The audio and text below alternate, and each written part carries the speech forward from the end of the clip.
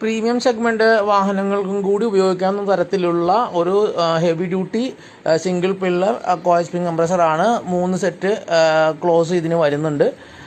ഇതിന് 2 review complaints നമ്മൾക്കിപ്പോൾ ടെക്നീഷ്യന്മാർ കിട്ടിയിട്ടുണ്ട്. ഒന്ന് മുകളിലത്തെ ഇതിൻ്റെ മുകളിൽ ഭാഗത്ത് കാണുന്ന നട്ടിൻ്റെ അകത്തൊരു ഡ്യുവൽ പിൻ ഉണ്ട്. അത് മോശം ക്വാളിറ്റി ആയതിൻ്റെ പേരിൽ കുറച്ച് നാളത്തെ ഉപയോഗം കൊണ്ട് പിന്നെ നഷ്ടപ്പെടുക, പിന്നീട് അത് ഉപയോഗശൂന്യമാകുന്ന ഒരു പ്രവണതയുണ്ട്. ഇതെല്ലാം കമ്പനികൾ ഉണ്ടാക്കുന്നത് യൂസ് ആൻഡ് ത്രോ മട്ടിലാണ്, ചൈന കമ്പനികൾ.